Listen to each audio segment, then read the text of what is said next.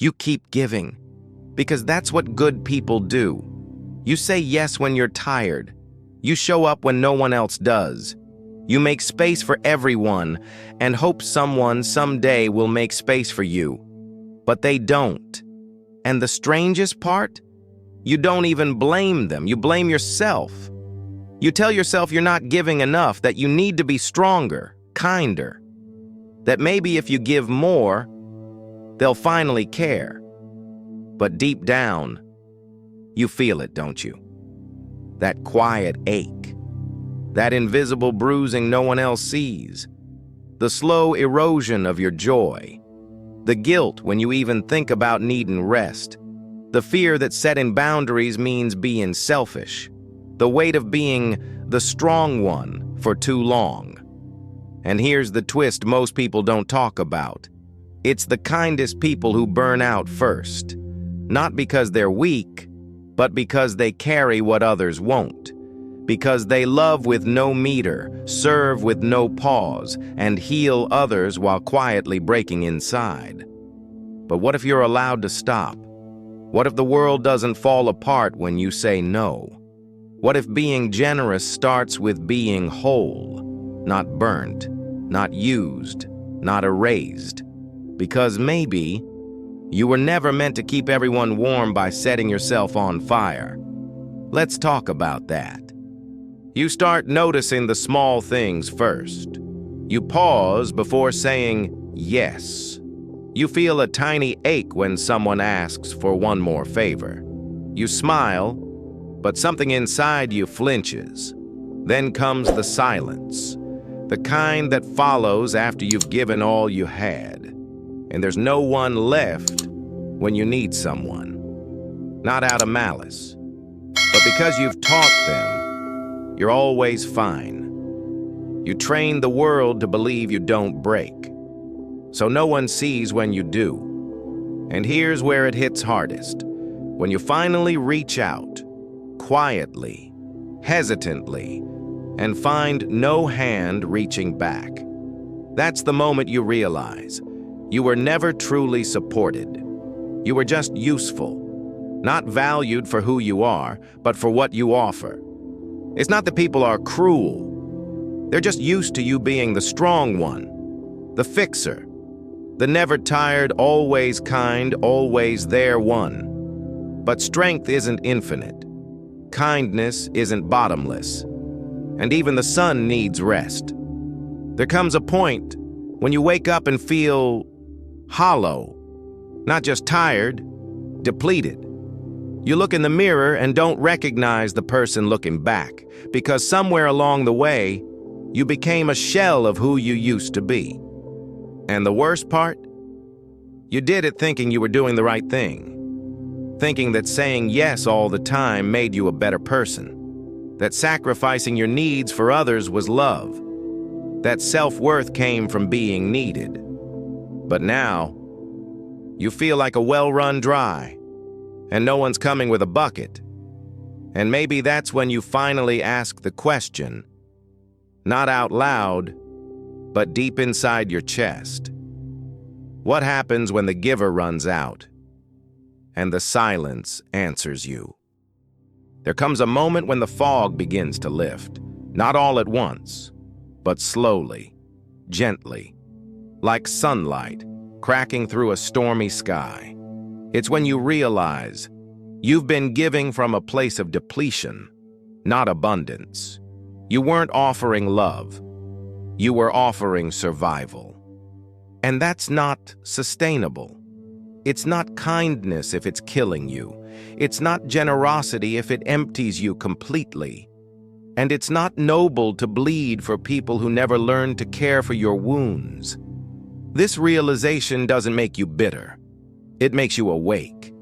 You start to question things you once believed were sacred, like the idea that being nice is always the right thing, that saying yes is love, that boundaries are barriers, that self-care is selfish. But the truth is quieter and stronger. Kindness without clarity is chaos. Generosity without balance is burnout. You begin to see the difference between helping and enabling, between being supportive and being swallowed, between being kind and being complicit in your own erasure. This shift, it hurts at first, because it means rewriting your story.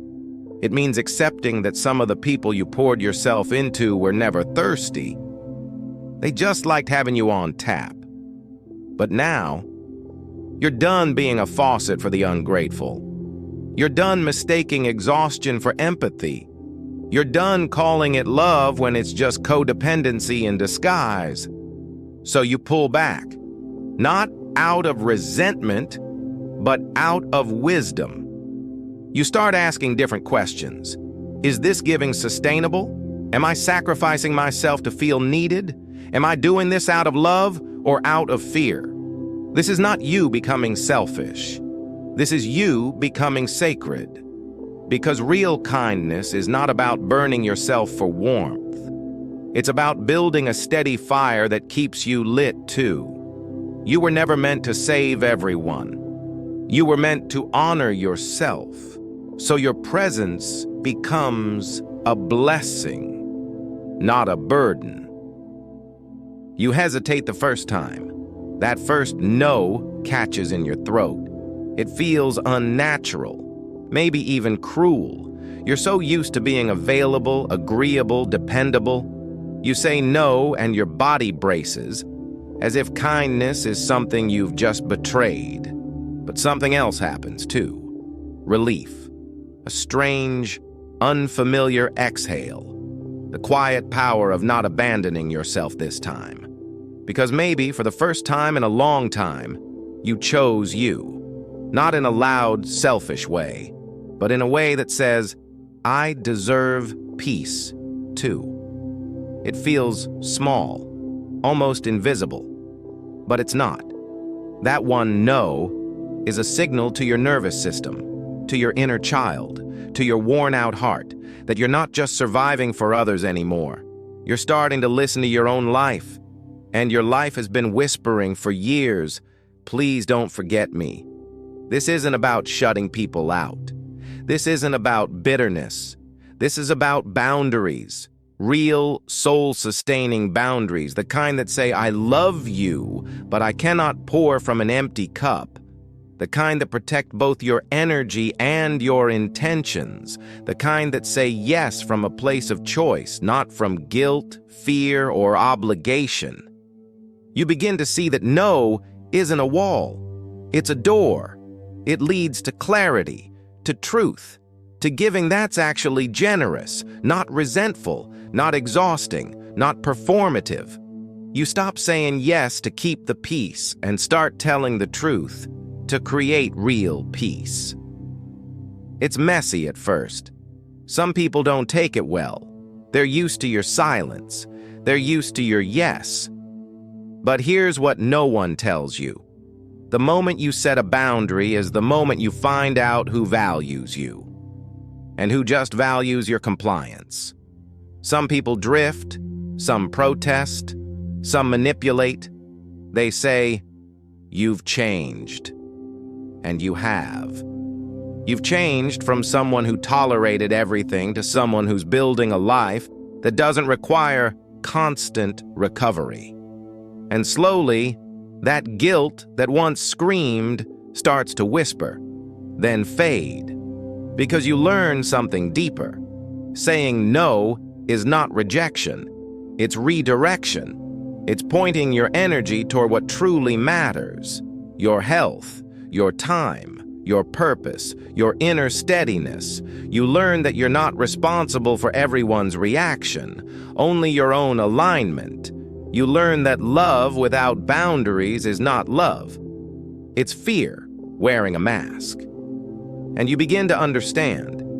Every time you say no to something that drains you, you say yes to something sacred inside you. Yes to restoration. Yes to clarity. Yes to the kind of generosity that doesn't leave you bleeding. Because the world doesn't need more burnt-out helpers. It needs people who are whole, grounded, clear-eyed, capable of offering love without losing themselves in the process. You don't need to explain it, or defend it, or make it softer for others to digest.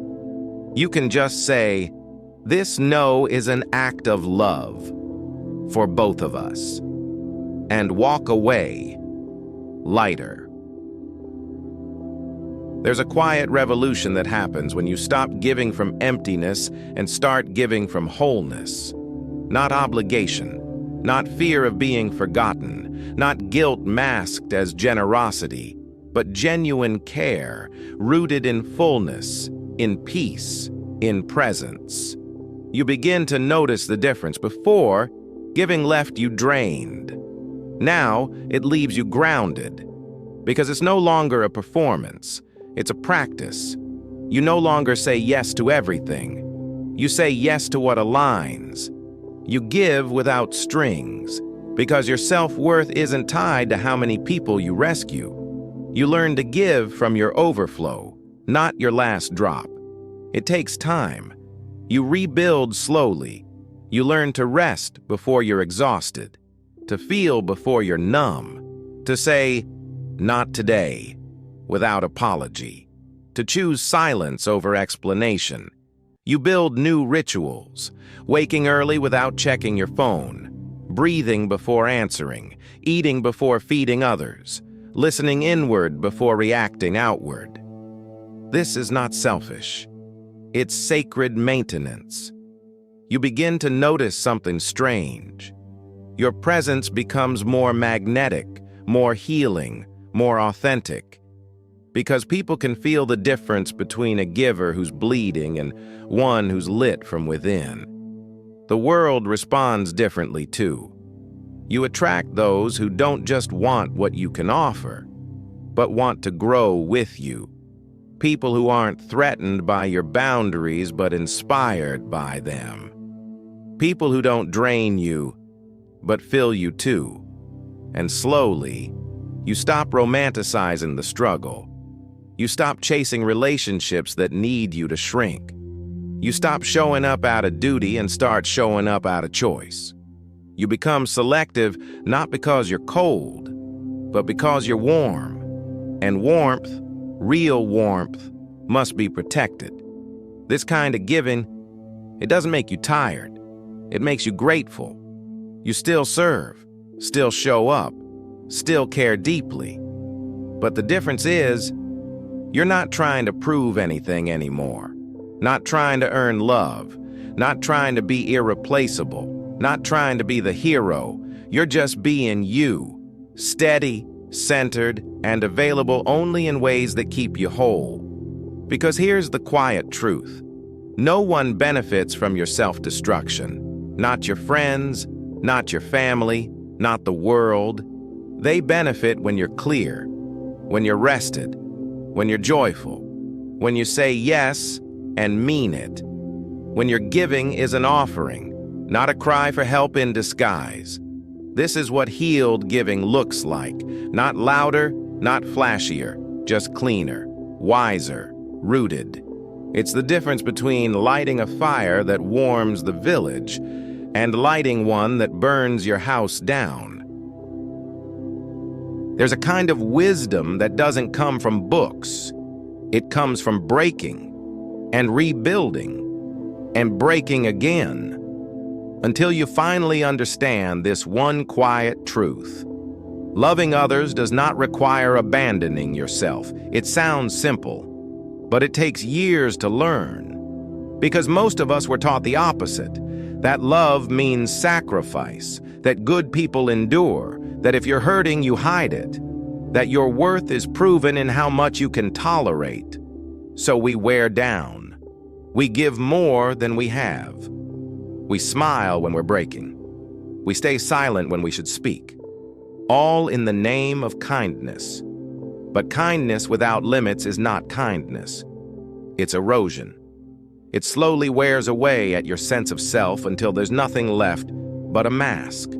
Agreeable, available, always fine. But here's what mature kindness understands. There is a difference between love and martyrdom. Love empowers. Love restores. Love nourishes both the giver and the receiver. If only one person keeps shrinking, it's not love. It's imbalance. You don't need to be everything to everyone. You don't need to carry what was never yours. You don't have to fix what others refuse to face. You're allowed to stop, to step back without guilt, to let others grow without rescuing them, to say, I care about you, but I won't destroy myself for you. That is not cold. That is clarity. Because mature kindness knows its limits. It knows that helping isn't about control, that rescuing too much can become enabling, that overgiving can become its own form of selfishness, a way to feel needed at the cost of someone else's growth. Let that sink in. Overgiving is not always noble. Sometimes it's just fear in disguise, fear of being forgotten, fear of being replaced, fear of being unloved unless you're useful.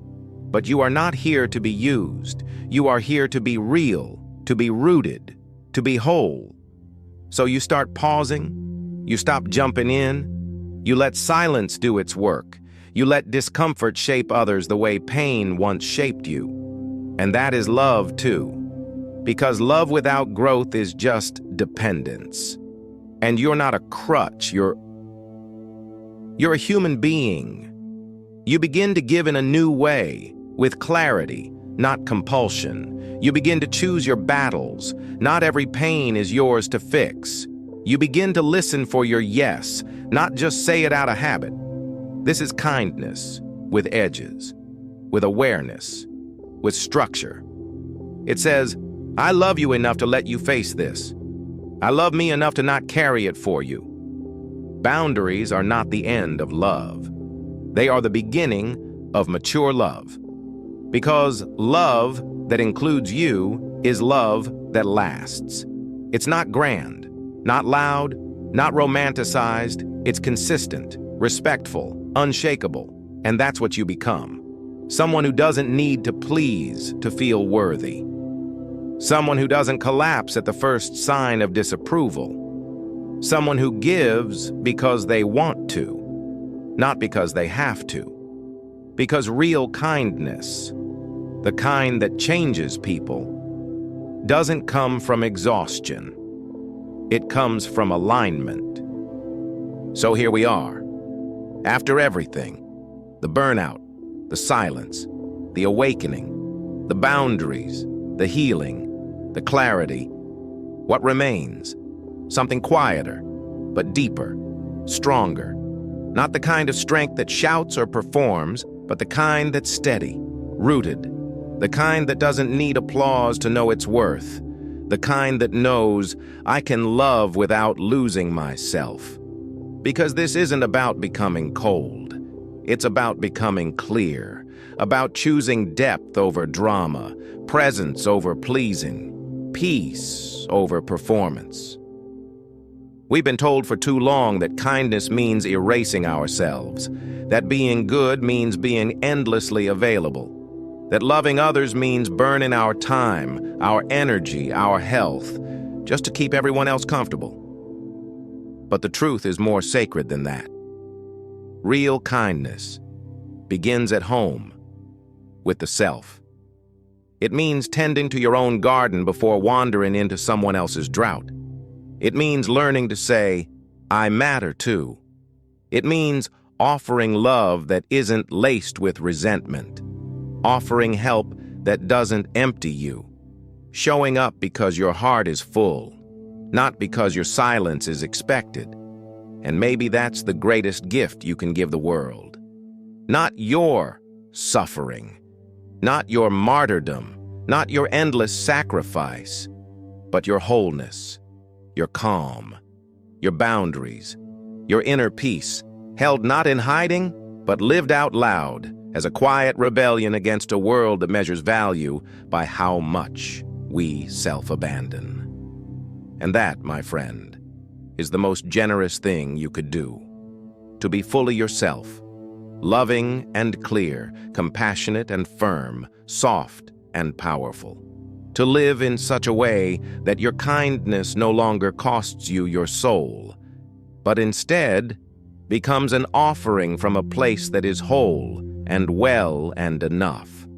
So maybe we don't need to be everything for everyone. Maybe we just need to be someone who knows how to listen inward before giving outward.